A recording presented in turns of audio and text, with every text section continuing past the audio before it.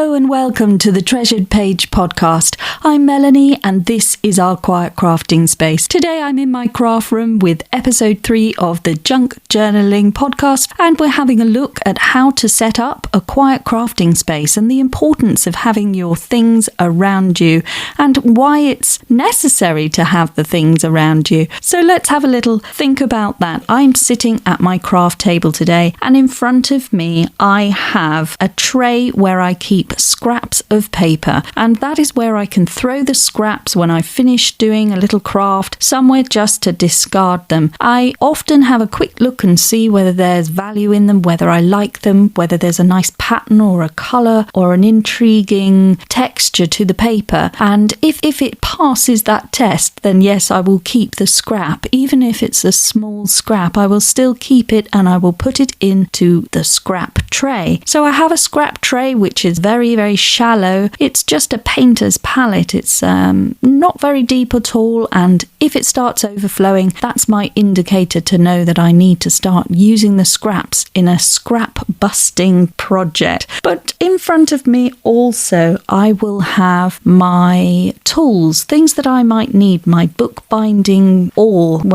where I will be able to poke holes into bookbinding. I will have my stamp acrylic blocks, and I have my glue and my scissors to hand at all times. And if I haven't got my scissors to hand, I have a backup pair of scissors and I have backup glue. And I have all of these things to avoid me from having to get up from the table too many times. So when I sit down, I like to know that everything is here and I can just make a start. If I have to keep jumping up to go and get the next things, I can get distracted.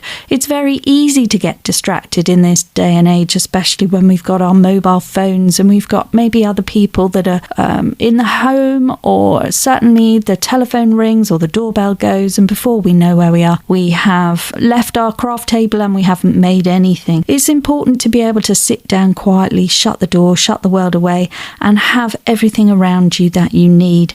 So all you need for a junk journaling task would be some papers, glue, scissors, and possibly some ink if you want it. Some decorative papers as well, so that you can tear things up and lay them down on a sheet of paper. And there is nothing nicer than committing to that task by having a piece of paper in front of you, laying down some glue and then sticking another piece of paper on top of it and making that commitment to start a creative project. And I think that simple act of doing that starting off process for me is a game changer.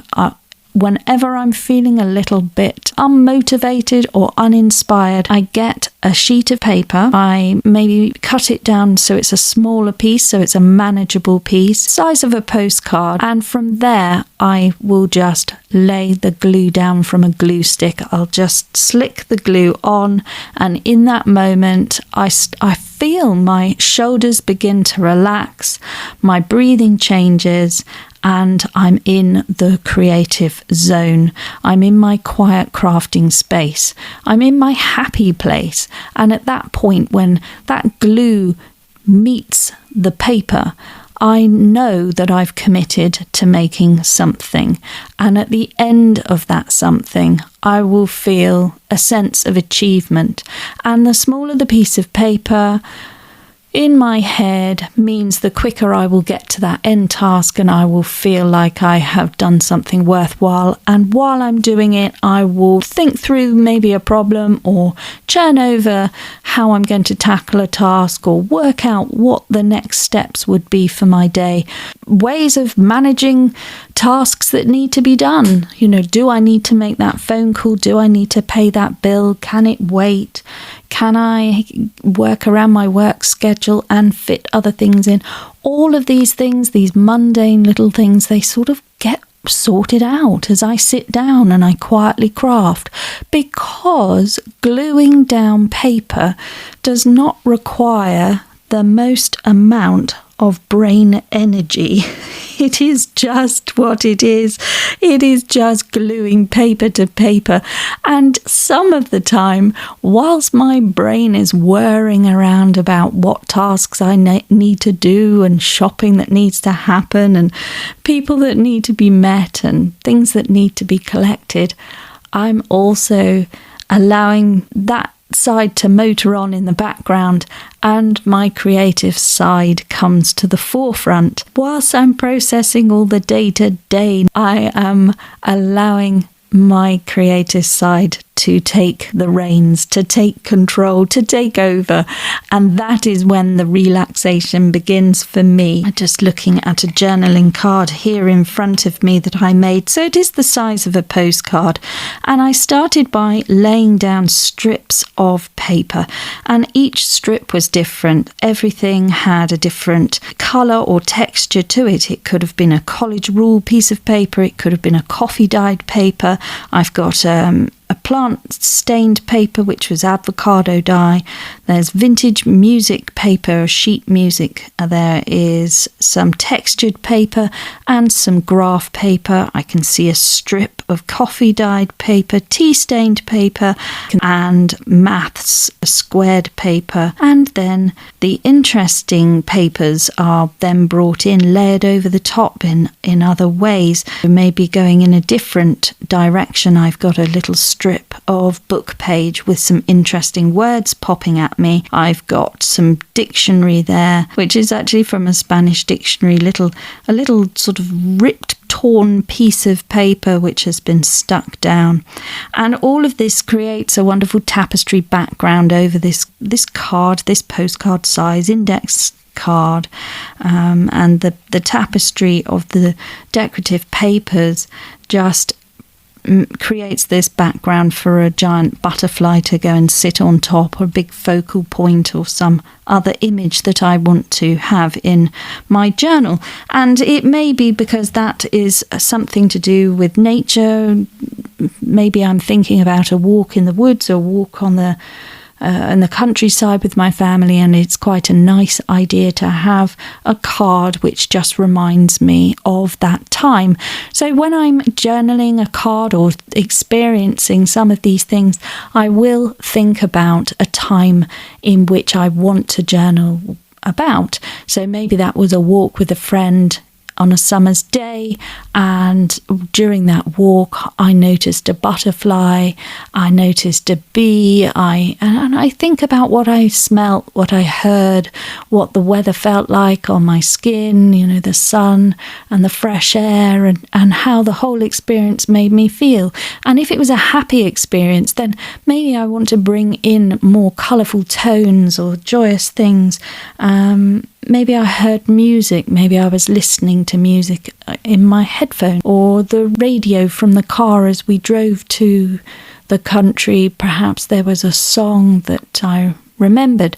So all of those things are brought into one little journaling card. Music notes from the music paper. Spanish dictionary, maybe because we were thinking about a holiday in Spain or talking about one. The different textures reminded me of the leaves or the crunchy dried grass from the summer sun, where everything had become a lot more brittle and therefore it left a crunching noise. The earth was dry, the mud wasn't that rich, black, fertile soil when you see that in the autumn time when things are a lot damp and muddy. It was a biscuity colour which had been baked in the sun and was cracked in places. So different colours that you get in the different seasons. Maybe a more sandy tone as the mud has just been baked dry. And there's some pinks coming in from the avocado dye, make you think of little flowers, the daisies and buttercups and the things that we would see in a field.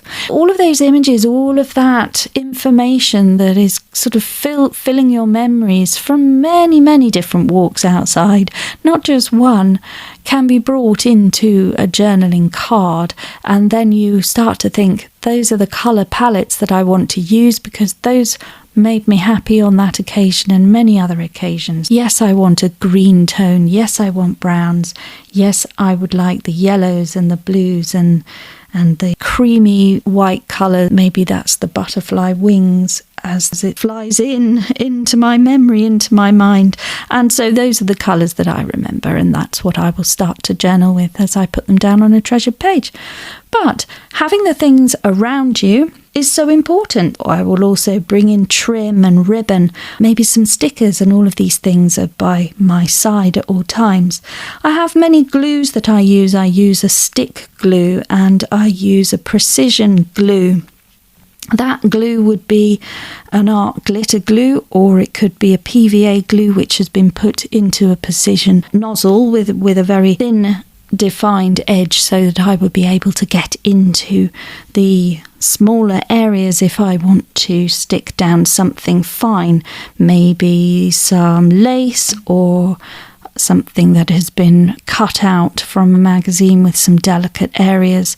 Perhaps it's a flower with flower stems and it's been fussy cut out with a craft knife. I would like to be able to stick that down, and for that I'm going to need a precision nozzle glue. And then if I want to put down any fabric, I will have a Fabri-Tac glue, which would be a silicone permanent fabric adhesive. And those are the three glues I have. So a precision glue, a standard stick glue, and I use Yoo-hoo glue, and I use a fabric glue for fabric trim. And then from there, I just stick things down onto the paper in collages of ways in which are pleasing to me at the time. And you'll be able to see this on my Treasured Page channel on YouTube, and you can see how I create things as I go. But my desk setup is extremely important. I need to be able to sit comfortably, and I need to have the things all very, very close to hand. And I also have drawers to my left hand side where I have my inks, and I have hole punches, I have papers and trim, lace, scraps, little tags and cards and things that come through the door such as junk mail. So I have it all there to hand. So when you're considering making your own crafting table, if you haven't already got one, do try and set things up to have things in front of you. And I find it's really useful to have vertical pots and tins, and that's where I keep pens, rulers and pliers for adding charms to journals. I have these tins that I can clip clips on the side, and I've got my pens and paintbrushes. So everything is in pen pots, but big wide pen pots, like old tins that may have had canned foods in them. So I have 2 cans and I have a pen pot as well, and I find them really useful. They're space saving because everything is vertical. I can grab it and see it. I need to be able to see it, and if I'm going to use it. And then I have Tim Holtz Distress Range inks, which I have in tins beside me. I'm not saying anything is neat or organised, but it is there. It is to hand, and for the most part I can see it. Everything's within reach. I have silicone stamps, rubber stamps, and I have the acrylic blocks. It's all just here, and I'm able to grab anything. And I've got a little tin of hardware pieces where I might have split pins or bell pins and paper clips, fastening things, and just the little extra bits that we might want to clip onto pages to keep things all together.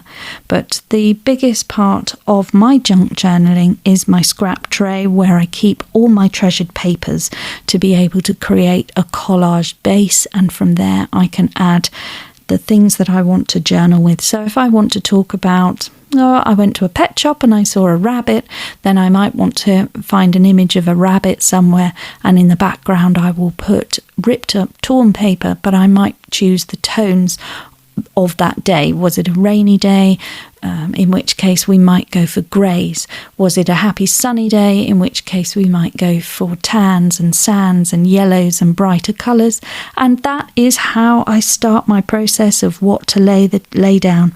What do I want to talk about? Is it an experience? Is it a coffee, a meal out, just something, just anything really, anything that sort of made me happy that week. I choose a moment in my week that I liked, and then I sort of feel what were the colours surrounding that. We had some sunshine today, so that lit up my craft room, and I was able to see my bobbin threads up on a shelf where I've kept them from an old tin where I found a sewing tin with lots of little threads in them, and I thought it would be nice to showcase them up on a little shelf in a box so that I can see them, and they look nice. They look nice up there at any time of the day, but when the sun hits them, they just look like they should be in some sort of sweet shop, or they just bring me happiness because I can see the colours. I can see the dark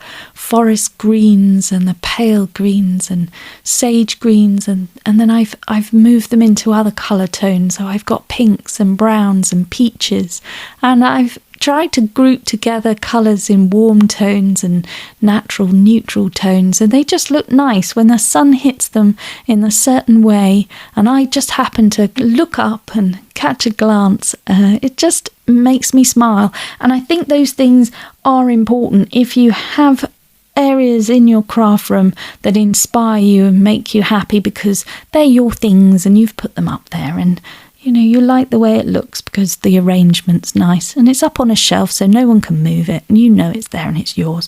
It's a nice place to settle into and feel that you're surrounded by inspirational things, and that helps with the journaling process. So yes, I think that it is important to have the things around you, all the important things around you. Try and keep it as minimalist as possible. Try. Junk journaling is very difficult because you are wanting lots of resources all the time, but the essentials, certainly try and keep them to hand when you're thinking about how to lay out a table. Try and look for vertical tins to put things in, and maybe the scrap tray so that you have that to hand, and then your ink pads, your scissors, your glue, and your papers, and keep it all close together. And then anything else you can bring to the table on the day when you know exactly what you're crafting in or with. But the essentials, keep them close. That's the important thing when starting out with your quiet crafting space and creating an area. You could even add that all into a craft box or a bag, and that's what you take with you to go and sit at the dining room table, or you go somewhere else quietly up in your room. Maybe have a pull-out little lap table or tray, and then you pull out your bag with all the things and lay it out in front of you. Settle into it, get that glue contact with paper, just relax, breathe, let your shoulders drop, and just think of a time in your week that you were happy with, even if it was the sun hitting the wall in a pleasing way and it reminded you of a time that was relaxing to you, and then go from there. What did that relaxing time mean for you? What were the colours? Can you find the colours within your scrap papers? Can you lay them down, stick them down with glue, and start creating something, whether it's a card, a tag, a tuck, something that's going to be stuck into your journal and ultimately hold some other interesting papers, or whether it goes directly onto the journal itself in a lovely arrangement that is only pleasing to you. So that's the task this week, is to think of what's happened this week that was really good, that one little glimmer, that moment that really made you happy, and what were the colours associated with it. Find those colours and make something. Make a little journaling card, a memory anchor, and put that in your journal this week. There we go, guys. This has been the Treasured Page podcast, and a little task to just remind ourselves of the happy moments and those little chinks of light that come through into our craft room and fill us with joy. And I hope that you've had a few of those this week and you have many to choose from. But if not, just have a little think about what you're happy with, what you want to put in your journal, and enjoy the process of making something that means something special to you this week. And I hope you'll tune in on Monday for the next episode of the Treasured Page podcast. Thank you very much for joining me. Do have a look at my Treasured Page YouTube channel for more inspiration and craft tips, and above everything else, just slow down and make crafting time for you. Bye bye now.